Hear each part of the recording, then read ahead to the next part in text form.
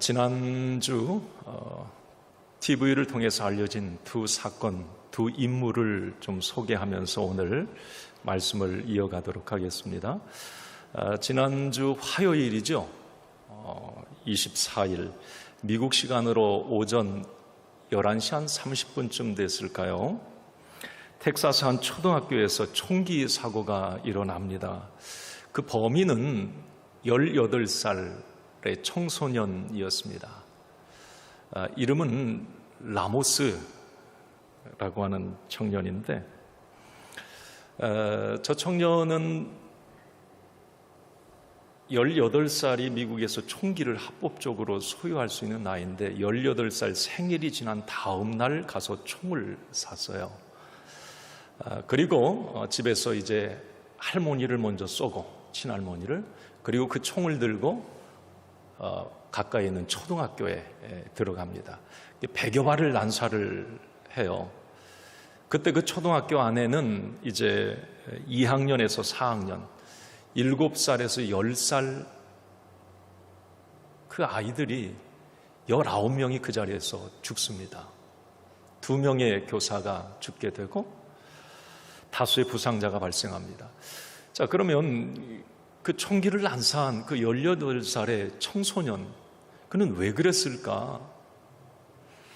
그 내용을 제가 쭉 찾아보니까 이 라모스는 어렸을 때 이 말더듬을 이렇게 했다고 그래요. 그래서 학교에 가면 이제 그런 부분 때문에 좀 조롱을 당하기도 하고 이제 이런 상처들이 좀 있었고, 이제 홀어머니 밑에서 자라게 되는데 그 어머니가 마약 중독자예요. 그래서 늘 할머니하고 아주 심하게 다투고 그 어머니는 집을 나가기 일쑤고, 늘 이 라모스도 그 엄마와 늘 갈등 관계에 그렇게 있었다고 합니다. 방치된 채 이제 어렸을 때 청소년기를 지난 거죠. 가정이 너무 가난했고, 그래서 자기가 하고 싶은 것도 마음대로 할 수 없는 그런 상황. 사춘기 방황하는 그를 품어줄 곳은 그 어느 곳도 없었던 겁니다. 가정도 학교도 사회도 무관심했던 거죠.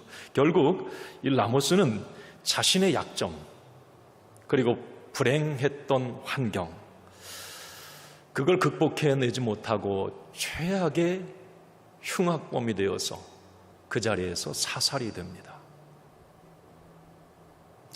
18세에 생명을 그렇게 마친 거죠. 지난주 화요일에 있었던 일입니다. 그 다음날 수요일에 TV에 유키즈 온 더 블록이라고 하는 프로, 재방송도 이렇게 하니까 한번 여러분 보세요. 거기에 신승규 씨라고 하는 사람이 등장을 했어요. 보시다시피 시각장애인입니다. 22번의 수술을 이렇게 했다는데 결국은 9살 때 완전 실명 판정을 받아요.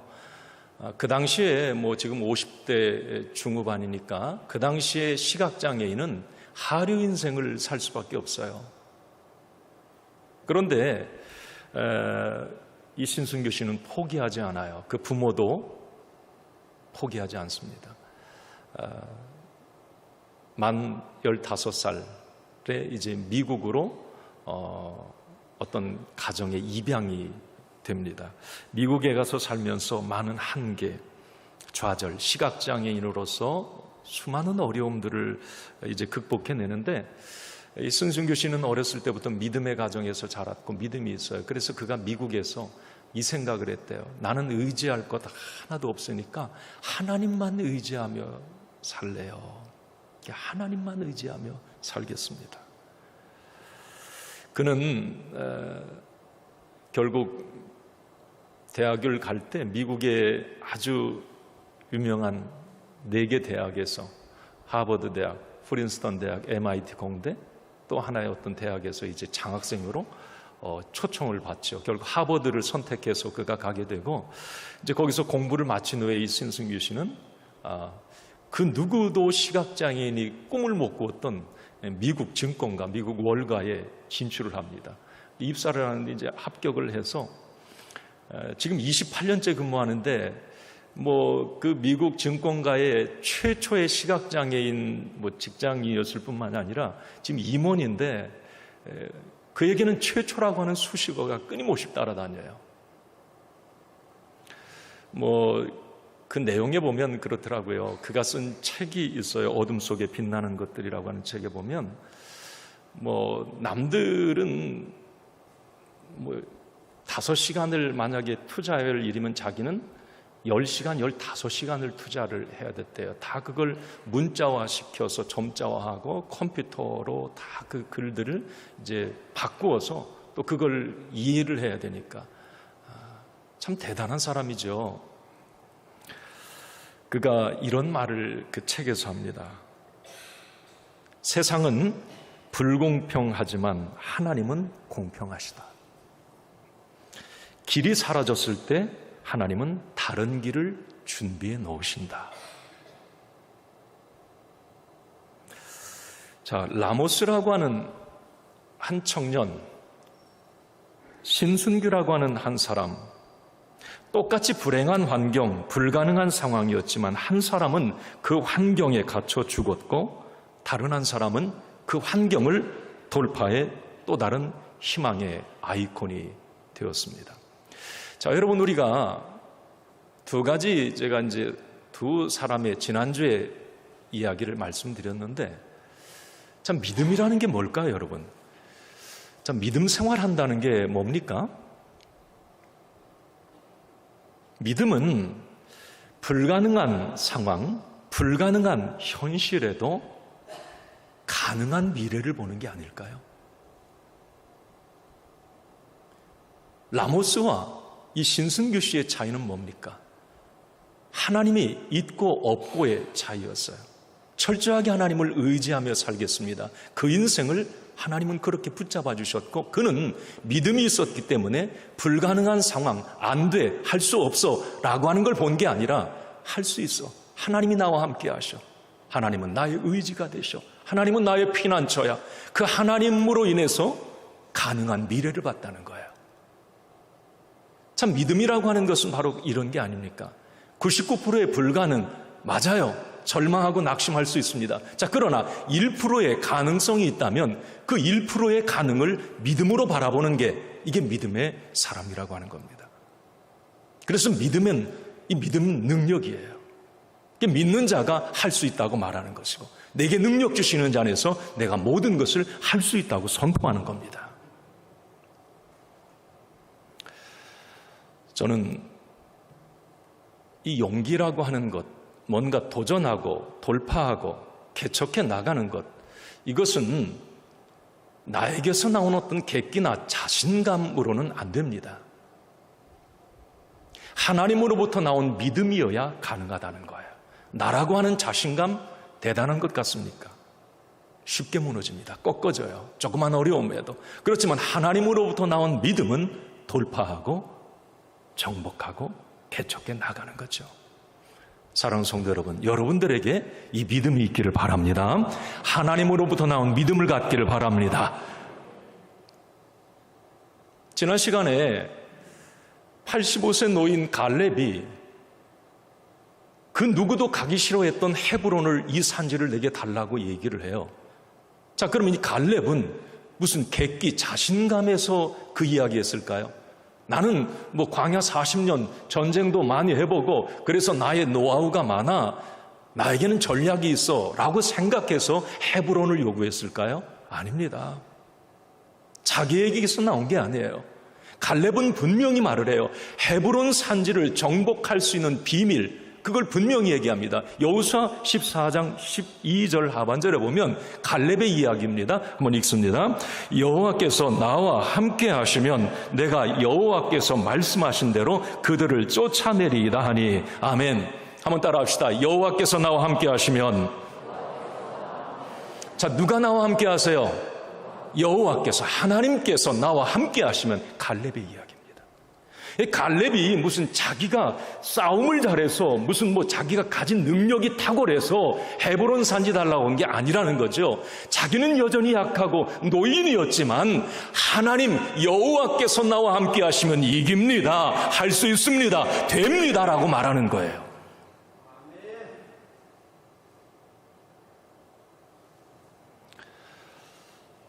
갈렙은 철저하게 하나님으로부터 나온 믿음으로 도전하고 개척하고 돌파해 나갔습니다. 하나님은 그런 갈렙을 축복하셨고 승리의 주역이 되게 하셨어요. 자, 제가 하나님이 함께 하시면 여러분 그럼 됩니다. 그렇게 한번 해보세요. 하나님이 함께 하시면 이제 할 수 있습니다. 이렇게 해보세요. 하나님이 함께 하시면 믿습니까? 이게 믿음이에요. 이게 믿음입니다. 하나님으로부터 나온 믿음이에요. 이 믿음이 우리의 삶을 개척해 나갈 수 있어요. 어려움을 돌파해냅니다. 장애물과 문제도 풀어갈 수 있어요. 이 힘이 있어요. 이게 믿음의 힘이에요. 믿음의 힘. 이게 성경의 축복의 주인공들은 무슨 자기가 잘나서 그가 축복의 승리의 주인공이 된 게 아니라 이렇게 하나님을 고지고대로 믿었어요. 그냥 하나님이 나와 함께 하시면 됩니다. 할 수 있어요. 이길 수 있어요. 승리할 수 있습니다. 이 믿음이었던 거죠. 이제 오늘 여호수아 17장으로 이어지는데 이스라엘 백성들 이제 가나안 정복 전쟁 7년이 지납니다. 그리고 이제 땅 분배가 시작됐죠. 12지파에게 이제 땅을 분배합니다. 자, 물론 이스라엘이 가나안 땅을 다 정복한 건 아니에요. 12지파의 땅 분배하는 이 시점에도 지금 가나안의 어떤 부족들이 곳곳에 좀 존재해 있었습니다. 가나안 남부, 북부군 그 패잔병들도 어떤 지파 지역에는 숨어 들어가 있었고요. 12지파가 땅을 분배받은 이후에도 소규모의 이 게릴라전 전쟁들이 지속적으로 일어납니다. 사사기에 보면 이제 그런 일들이 계속 이어지죠. 자, 그런데 이런 생각을 해봤어요. 여러분, 7년을 전쟁을 했다면 어떨까? 지금 러시아, 우크라이나 한 달 넘게 지금 이렇게 지속되면서도 다 지금 초토화되어 있어요. 그냥 너무 고통스러워합니다. 힘이 다 빠진 거예요. 자, 7년을 이스라엘 백성들이 이제 가나안 땅에서 싸웠단 말이죠.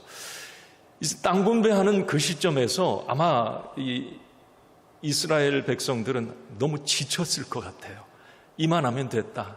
이제 그냥 내 지파 땅 분배 받으면 되든지 말든지 그냥 어떻게 가서 살아, 이런 생각도 했을 겁니다. 자, 오늘 저는 여러분 그 16장 17장에는 자, 이거죠. 먼저 유다 지파가 제비뽑기를 가장 먼저 하죠. 그 제비뽑기 먼저 할 때 갈렙이 헤브론, 유다 지파 중에 이 갈렙은 헤브론을 그냥 달라고 했기 때문에 받아요. 그게 이제 갈렙의 자손들은 그걸 받습니다. 그리고 나머지 유다 지파는 제비를 딱 뽑았는데 이제 가나안의 어떤 이 남부 지역을 좋은 땅을 하나님이 주세요. 그 두 번째 제비를 누가 뽑아요? 요셉 자손이 뽑습니다. 요셉 자손. 요셉 자손에는 두 지파가 안에 들어있어요. 에브라임과 므낫세. 요셉의 아들이 바로 이 므낫세 에브라임이죠. 자꾸 에브라임 므낫세 에브라임 바뀌는 이유는 여러분들이 알 거예요. 자, 그런데 여기서 이제 요셉 자손까지 제비를 뽑았어요. 그리고 요셉 자손은 이제 에브라임과 므낫세 지파였기 때문에 제비를 한 번 뽑아서 가나안의 어떤 이 중부 지역을 이 두 지파가 이렇게 받아요. 그래서 자기들끼리 잘 조정을 해서 제비 한 번 뽑아가지고 이제 에브라임은 이쪽, 그러니까 므낫세는 조금 위쪽, 북쪽에 가까운 쪽을 이제 땅으로 이렇게 분배를 받아요. 자, 그런데 오늘 이제 유다 지파 제비 뽑았고 요셉 자손 제비를 뽑았어요. 자, 여기에서 이제 발생하는 문제들이 오늘 참 기가 막힌 일들을 우리는 보게 됩니다. 이게 참 이제 우리에게 은혜가 되는 거예요. 반면교사가 되는 거죠. 자, 첫 번째 문제는 뭐였느냐면 하나님께서는 모세를 통해서 분명히 말씀하셨어요. 모압 평지에서 가나안 땅이 딱 보이는 상황에서 모세가 마지막 유언적 설교를 합니다. 신명기에 너희들 하나님이 가나안 땅을 너희들에게 주실 거야. 자, 그러면 가서 너희들이 가나안 땅에서 승리했을 때 꼭 이것만은 지켜라 이렇게 말을 해요. 그게 신명기 20장 16절 18절입니다. 같이 읽겠습니다. 오직 내 하나님 여호와께서 내게 기업으로 주시는 이 민족들의 성읍에서는 호흡이 있는 자를 하나도 살리지 말지니 이는 그들이 그 신들에게 행하는 모든 가증한 일을 너희에게 가르쳐 본받게 하여 너희가 너희의 하나님 여호와께 범죄할까 함이니라. 아멘. 이 내용은 바로 정리하면 그거예요. 너희들 가나안 땅 들어가면 이겨. 하나님이 그렇게 하실 거야. 자, 그러면 그 땅의 모든 사람들은 다 진멸해라. 살려두지 마라 그랬어요. 그 이유를 분명히 말을 합니다. 만약에 너희들이 가나안 땅 사람들을 살려두었을 때는 그들이 섬기는 우상 숭배에 빠지게 될 것이고 그 가나안의 타락한 문화, 사치와 향락과 음란의 그 문화에 너희들이 다 젖어들어서 너희들도 범죄한 백성이 되고 결국 너희들도 그렇게 멸망당할까 두려우니 가나안 땅 사람들과는 상종을 하지 말아라. 다 진멸해라. 이건 모세를 통해서 하나님이 분명히 주신 말씀이에요. 그래서 여호수아는 사실 요단강 건넌 이후에 여리고성, 아이성 정복해 나가면서 그 말씀을 그대로 순종합니다. 다 진멸해요. 다 불태우고. 자, 그런데 문제는 오늘 유다 자손, 요셉 자손, 자, 여기서 이제 문제가 일어나는 거예요. 자, 광야에서 태어난 세대입니다. 다음 세대라고도 할 수 있어요. 그 1세대 여호수아의 믿음, 갈렙의 믿음을 찾아보기가 참 힘들어요. 제가 그런 생각도 해봤어요. 말씀을 이렇게 묵상하면서 우리 주일교회도 여기 신앙의 1세대들 참 너무 귀해요. 제가 이번에 신방하면서도 우리 주일교회가 저분들의 기도한 눈물 때문에 지금 여기 왔구나. 지금 여기도 앉아 계세요, 다들. 지금 70, 60, 70, 80 다 우리 주일교회에서 정말 땀과 눈물을 흘려오신 분들의 그 신앙이 남달라요. 제가 이렇게 보면 지금 30, 40대의 이 믿음의 색깔하고는 너무 다른 것을 많이 느낍니다. 근데 결론을 내리자면 그거예요. 우리 신앙의 1세대들 여기 참 우리 귀하신 어르신들은 영적 강골이야, 한마디로. 하나님 말씀대로 순종하려고 했고 자기 어떤 생명까지도 하나님 앞에 드리려고 하는 그런 헌신적인 분들이었어요, 보면. 그런데 지금 그 다음 세대는 너무 영적 약골이다, 이 생각을 제가 많이 해요, 사실. 우리 교회가 20년, 30년 미래에는 어떻게 될까? 자, 오늘 여호수아와 갈렙은 가나안 땅 사람들을 다 진멸해라, 그 말씀 그대로 합니다. 그들에게는 문제가 일어나지 않아요. 자, 그런데 그 다음 세대는 자기 식대로 하나님의 말씀을 순종해 나가요. 저는 이걸 타이틀을 이렇게 잡아봤어요. 영적 약골이 된 다른 세대. DG, Different Generation. 이게 다음 세대가 아니라 다른 세대예요. 다르다. 신앙이 달라요, 완전. 영적 약골이에요. 그게 지금 먼저 제비를 뽑은 유다 자손들, 요셉 자손들이란 말이죠. 자, 그러면 어떤 부분에 이런 모습이었는가? 자, 먼저 유다 지파를 한번 봅시다. 가장 먼저 제비를 뽑은 유다 지파.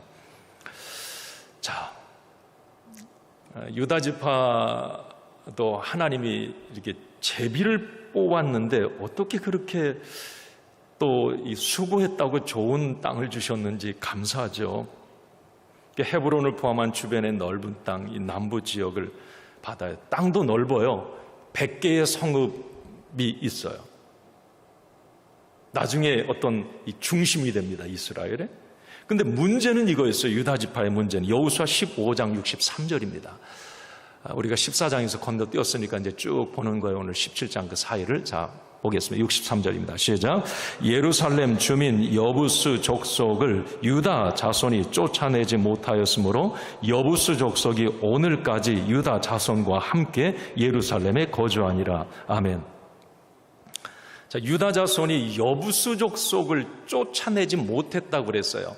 물론 여부스 족속이 가보니까, 땅 분배받고 가보니까 그냥 이 여부스 족속이 되게 강하네 보니까. 그러니까 자기 힘으로는 안 되니까 그냥 내버려 두는 거예요. 그런데 사실 여호수아나 그 위 갈렙이 무슨 힘이 있어서 가나안 정복 이전에 7년 동안 승리해온 것 아니에요. 계란으로 바위치기였습니다. 그러나 하나님이 함께 하시면 이라고 생각하고 믿음으로 나아갔을 때 하나님은 초자연적인 방법으로 해를 멈추게 하고 달을 멈추게 하고 우박을 통해서 하나님이 막 그렇게 역사하셨단 말이에요. 유다 자손들도 그걸 보았을 텐데 웬일인지 유다 자손은 싸울 생각을 않습니다. 여부스 족속을 그냥 내버려둬요. 나중에 여러분 어떻게 됩니까? 이 여부스 족속은 400년 이상 동안 다윗 왕 때까지 지속적으로 이스라엘을 괴롭힙니다. 가시가 돼요. 하나님이 하라고 했을 때 말끔히 제거하지 못했을 때 이런 일들이 일어난 거죠. 자, 그 다음에 요셉 자손 가운데 에브라임 지파를 한번 보겠습니다. 에브라임 지파. 이 에브라임 지파도 제비를 뽑았는데 아주 이 비옥한 땅을 가나안 중부 지역을 딱 제비를 뽑아요. 하나님은 그렇게 주신 거예요. 내가 참 이 은혜를 받은 게 이 여호수아가 에브라임 지파 아닙니까? 여호수아가 얼마나 수고했어요. 그러니까 하나님이 제비를 뽑았는데 어떤 나쁜 변두리 지역이 아니라 너 수고했어 라고 했는지 하나님이 어쨌든 이 에브라임을 그렇게 축복해 주셨어요. 그런데 이 에브라임 그 다음 자손들이 참 문제예요. 16장 10절을 한번 봅시다. 같이 읽습니다. 그들이 게셀에 거주하는 가나안 족속을 쫓아내지 아니하였으므로 가나안 족속이 오늘까지 에브라임 가운데에 거주하며 노역하는 종이 되니라. 자, 저기서 눈여겨보세요. 가나안 족속을 쫓아내지 못했습니까? 안 했습니까? 네? 안 했어요. 유다 자손은 쫓아내지 못했어요. 너무 강했어요. 그런데 사실 에브라임 지파 같은 경우는 쫓아낼 수 있는 힘도 있었는데 안 쫓아냈다 그랬어요. 그 이유를 그 하반절에 그들을 종으로 부려먹기 위함이었다라고 말합니다. 자, 그 다음에 므낫세 지파를 한번 보세요. 므낫세 지파. 이 므낫세 지파는 사실 이제 에브라임의 형이죠, 사실. 그런데 이 야곱이 축복할 때 손 엇갈려 가지고 함으로 이 에브라임이 장자의 축복을 받아요. 그래서 먼저 나오는 거예요. 먼저 땅 분배 받고. 자, 그런데 그다음 므낫세. 이 므낫세 지파 같은 경우도 이 전사들을 보유한 이 지파가 이 므낫세 지파예요. 기드온도 므낫세 지파 아닙니까? 싸움을 잘 싸워요. 단 지파와 더불어서. 그런데 이 므낫세 지파도 땅을 이제 차지한 다음에 여호수아 17장 12절에서 13절에 보면 이렇게 말을 하고 있어요. 한번 읽겠습니다. 그러나 므낫세 자손이 그 성읍들의 주민들을 쫓아내지 못하며 가나안 족속이 결심하고 그 땅에 거주하였더니 이스라엘 자손이 강성한 후에야 가나안 족속에게 노역을 시켰고 다 쫓아내지 아니하였더라. 여기도 쫓아낼 수 있었어요. 하나님이 그럴 힘도 주셨어요, 나중에. 그런데 가나안 족속들을 쫓아내지 않습니다. 자, 여러분, 모세는 분명히 하나님께 그 음성을 들었어요. 가나안 땅 들어가기 7년 전에 너희들 가나안 땅 정복했을 때 지파로 땅 분배 받으면 분명히 가나안 족속들은 다 진멸하고 다 쫓아내라. 그런데 유다 자손, 에브라임 자손, 므낫세 자손은 쫓아내지 않습니다. 여기서 우리는 한 가지 영적 교훈을 얻게 돼요. 제가 받은 은혜입니다. 같이 나누고 싶습니다. 첫 번째는 이거예요. 한번 읽어보실래요? 시작. 내가 좋은 것보다 하나님이 좋은 것을 선택하는 것이 믿음입니다. 아멘입니까?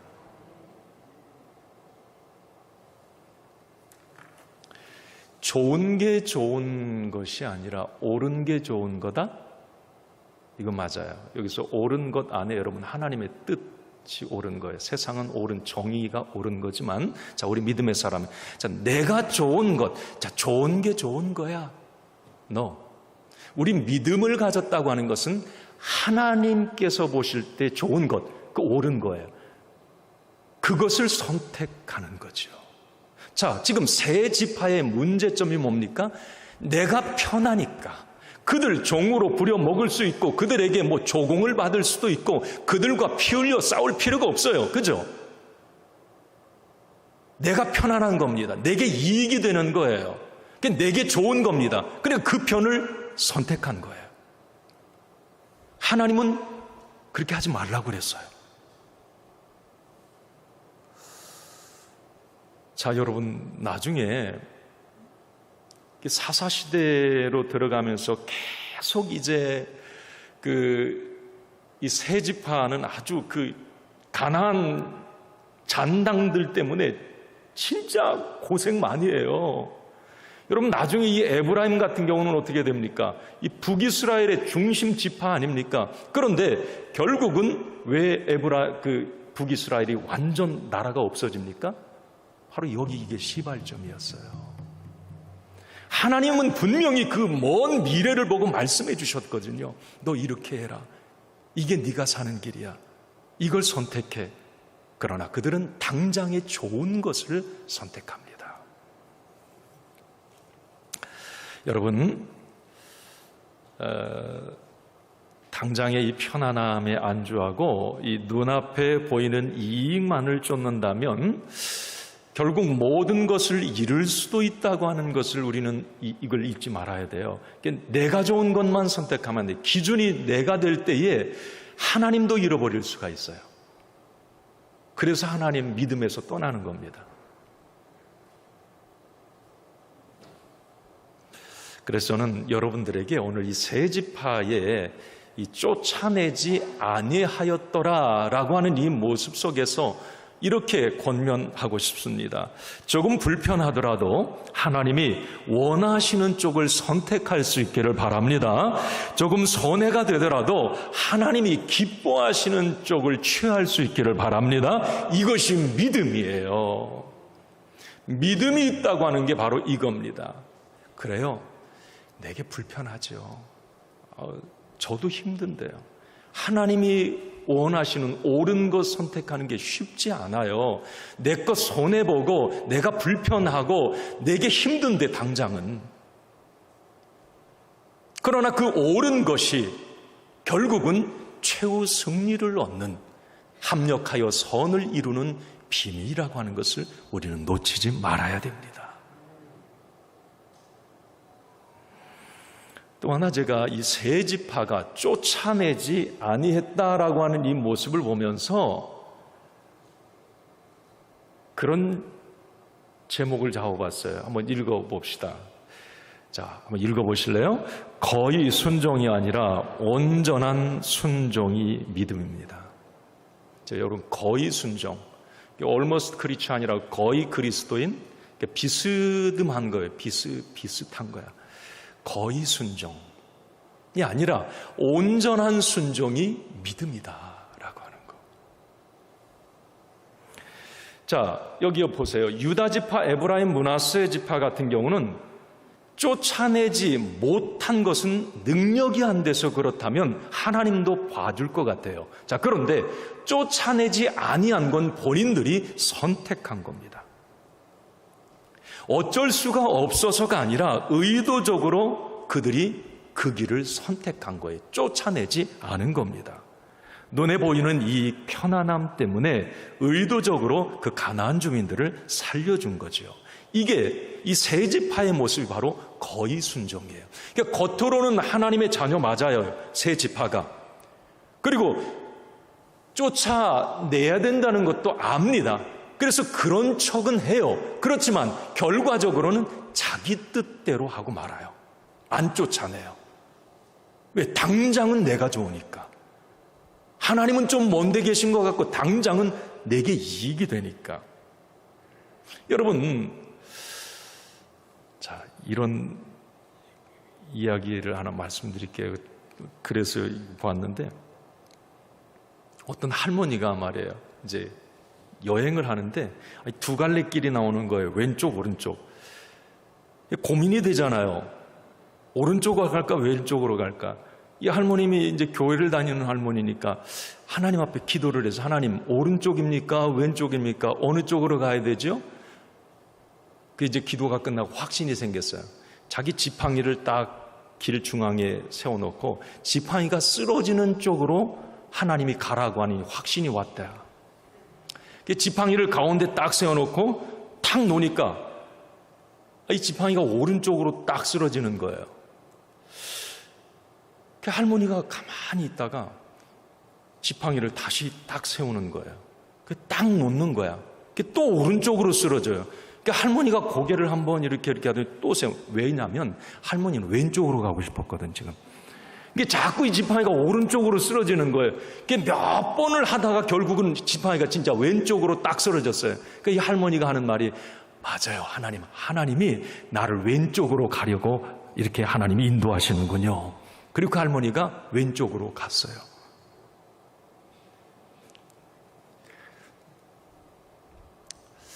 저는 이 부분을, 이 글을 읽고, 웃긴 얘기 같지만 이게 너무 하나님 앞에 죄송했어요.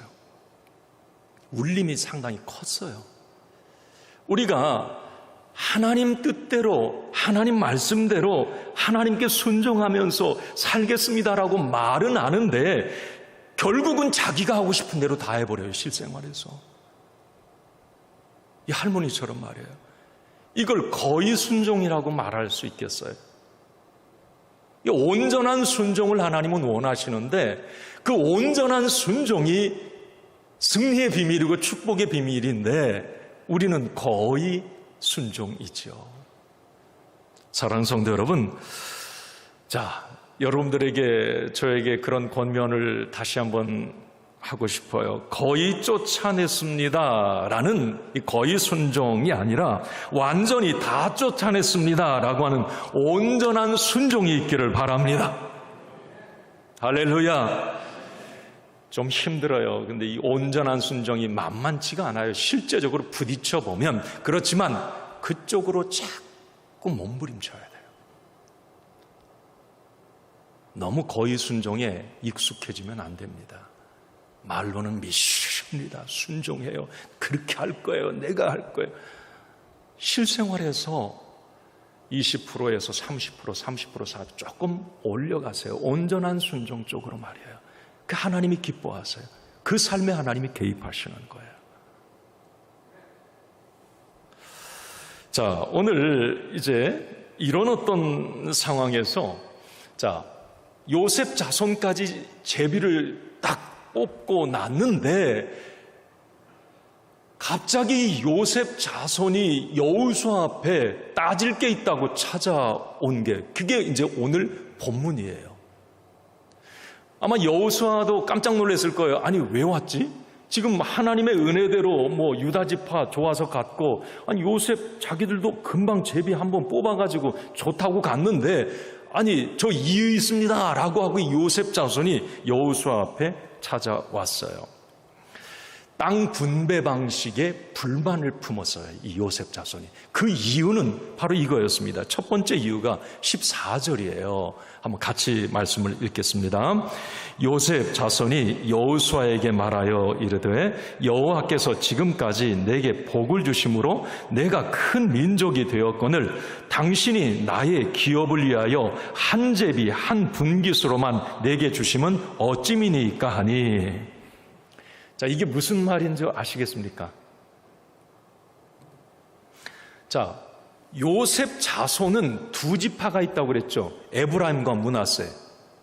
자, 그런데 여호수아가 제비를 뽑게 할 때 요셉 자손으로 몫으로 한 제비만 딱 뽑게 한 거예요. 그런데 요셉 자손은 두 지파가 있잖아요. 이 부분에 대해서는 참 은혜스러운 이 주석들이 많아요. 자, 어쨌든 제비 한 번 뽑아서 중부 지역을 딱 이렇게 땅을 분배받았는데 너희들끼리 사이좋게 형제 아니야. 에브라임과 므낫세 형 동생 사이좋게 지내. 앞으로 싸우지 말고 에브라임 좀 여기 갖고 니들끼리 좀 조정해서 잘해. 제비 한 번을 뽑게 했어요. 그것 때문에 이제 화가 난 거예요. 요셉 그 자손들이. 그래 여호수아에게 온 겁니다. 왜 한 번만 제비 뽑게 하세요? 우리 두 지파 아닙니까? 에브라임 므낫세. 여러분 언뜻 보기에 맞죠? 근데 이건 안 맞는 얘기예요. 여러분 왜 그래요? 자, 므낫세 같은 경우는 성경에 꼭 므낫세 반지파라는 말이 나오죠. 므낫세 반절 지파는 이미 요단강 건너기 전에 그 광활한 평지를 므낫세 반쪽 반절 지파 50%는 거기 땅을 분배를 받았어요. 그리고 나머지 반절은 정복전쟁 끝나고 돌아와서 그 요단 동편에 살기로 한 거예요.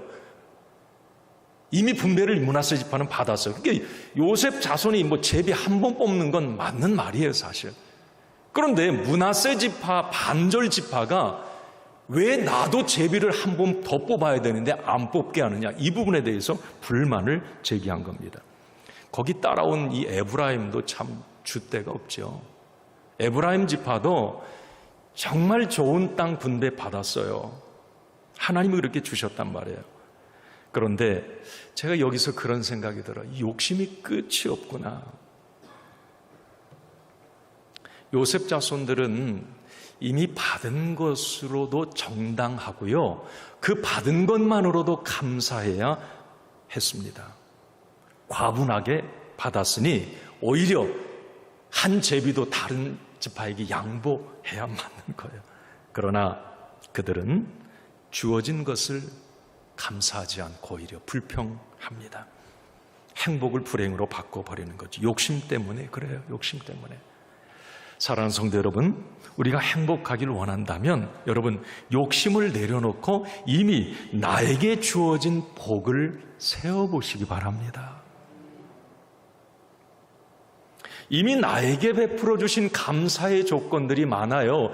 이미 므낫세 반지파에게 주신 축복이 너무 컸고요. 에브라임 지파가 받은 축복이 너무 컸어요. 아멘, 감사합니다. 주신 것만도 너무 고마워요, 하나님. 이렇게 말해야 되는 거예요. 그러나 지금 요셉 자손이 뒤 지파 지금 10지파 제비 뽑아야 되잖아요. 거기서 앞에서 투덜거리면 어떻게 하겠다는 겁니까?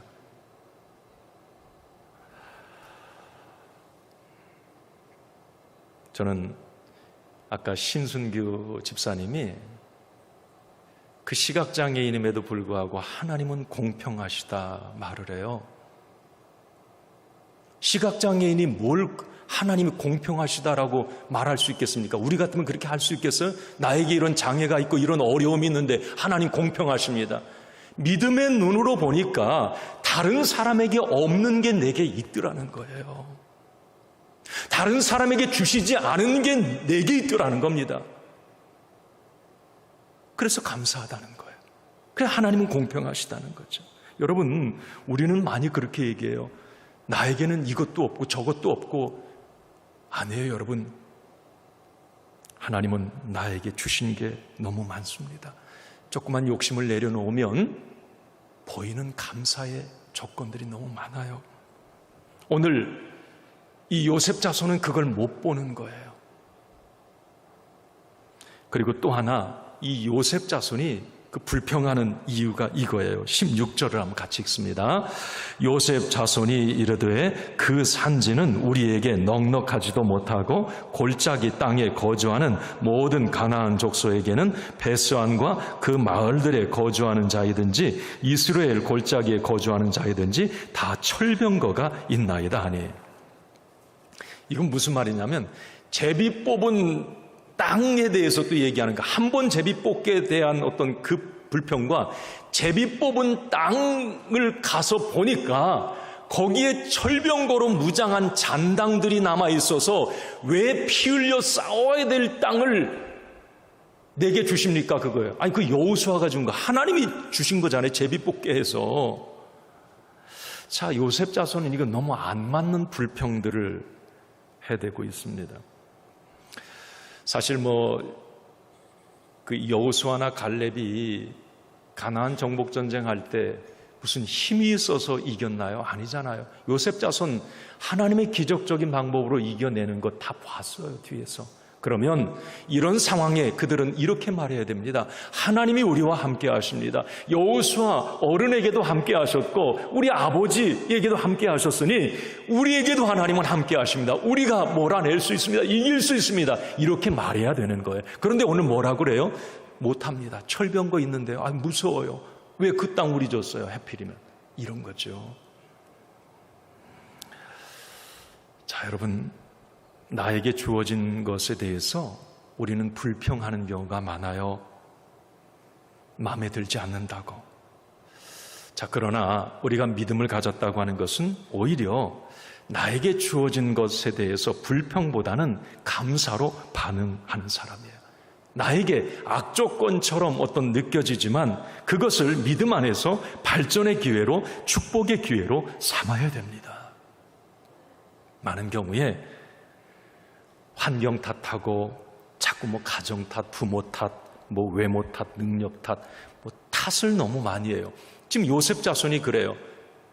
아니, 그 땅 사실 좋은 땅이거든요.